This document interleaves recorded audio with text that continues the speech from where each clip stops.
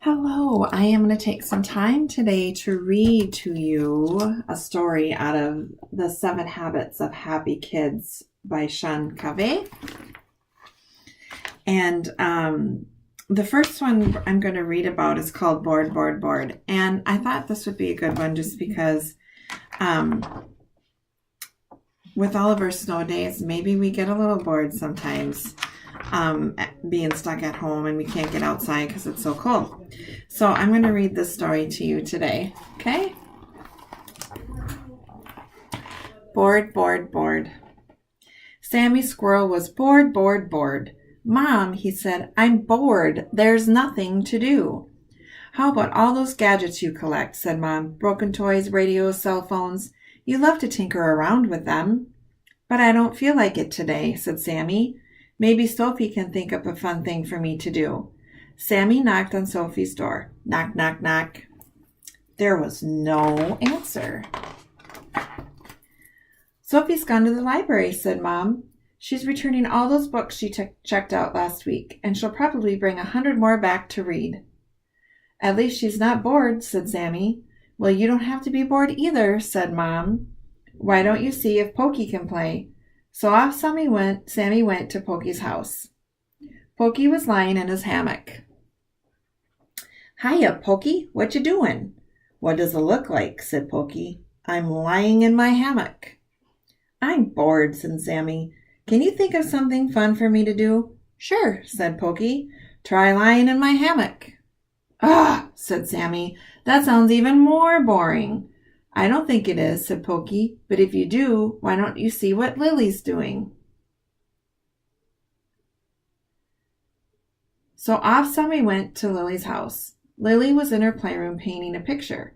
Hi, Lily, said Sammy. I'm bored. Can you think of something fun for me to do? You bet, said Lily. You can help me paint Dottie Doll and then we can make frames out of red paper, or maybe you could paint my tail. Ugh, said Sammy. I don't feel like painting. Can't you think of something else that's fun to do?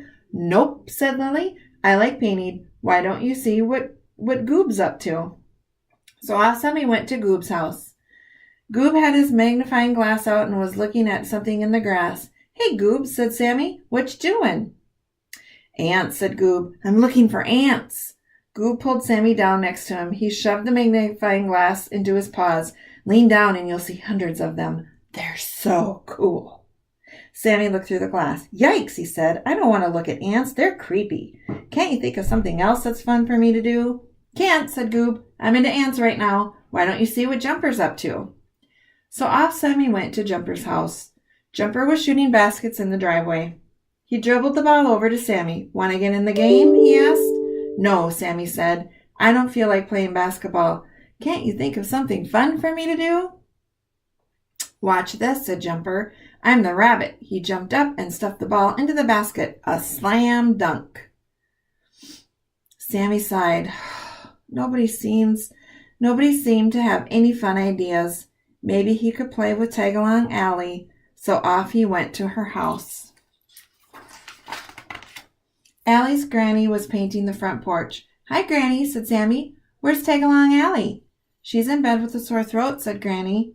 Bummer, said Sammy. He paused. I'm bored. Do you want to play?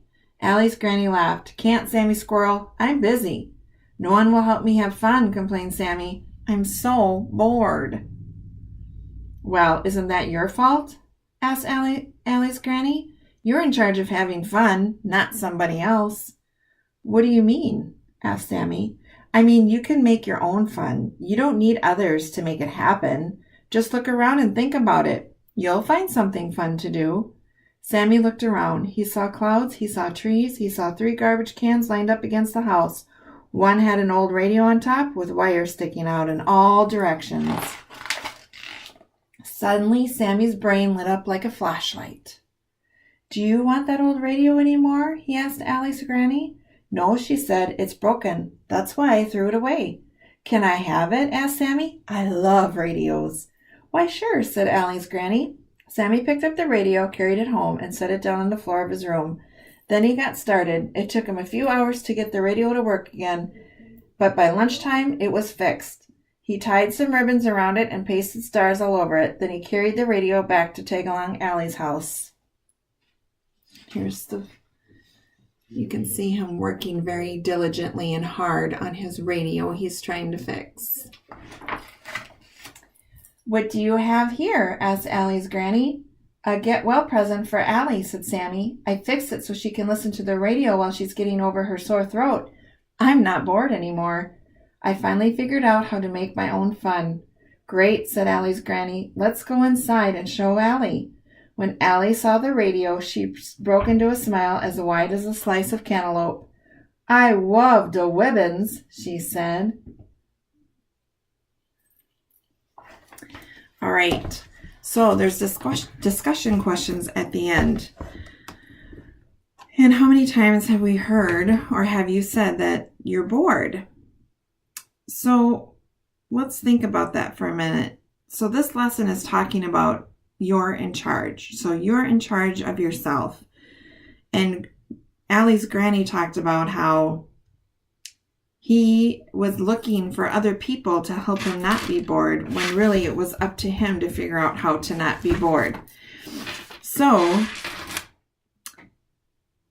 think about these questions, and you can talk about this in class if you'd like. Why was Sammy bored? And you can pause the video and talk about that. Why was Sammy bored? Whose fault was it that Sammy was bored? Was it Sophie's fault, Pokey's, Lily's, Goob's, Jumper's, Granny's, or someone else? What did Allie's granny teach Sammy about having fun? Do you ever feel bored? If so, what can you do about it? Who is in charge of the choices you make? You or someone else? So here are some steps you can take. The next time you feel bored, do something nice for someone else, like Sammy did for Allie. Try doing something today that you've always been scared to do. So that means you're stepping outside of your box. That's what we call that when you're doing something you're maybe a little bit scared to do. You're going to try something new. Make a new friend. You can raise your hand in class, or maybe help mom by cleaning the toilet or vacuuming or doing something like that.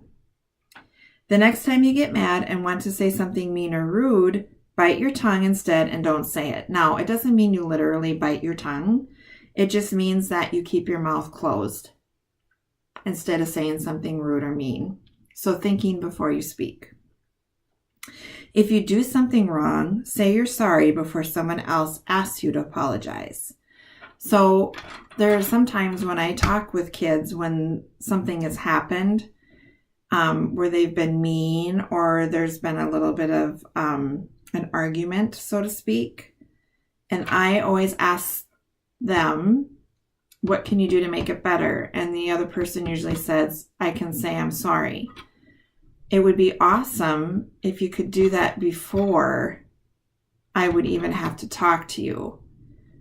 So always trying to think about saying sorry before someone else asks you to say sorry. So habit 1 is being proactive and knowing that you're in charge. So I hope you enjoyed that story, and I will try to do one every week. I'm going to tell you, these are the kids of Seven Oaks. You have Goob Bear. This is Goob the Bear. He's the biggest kid in Seven Oaks, but he's also very friendly. He loves the outdoors and all kinds of bugs. Ants are his favorite bug. Jumper Rabbit. Meet Jumper Rabbit. He loves to play sports. He loves soccer, tennis, baseball, basketball, biking, swimming, and jumping. You name it. He also loves sneakers and owns all different kinds. Okay, so there's Bear and Rabbit, Goob, Bear, and Jumper. Lily Skunk. Lily is very crafty, especially for a skunk. She loves art. Lily spends most of her time drawing and painting and making all kinds of things. She also loves her little brother, Stink. Sammy Squirrel.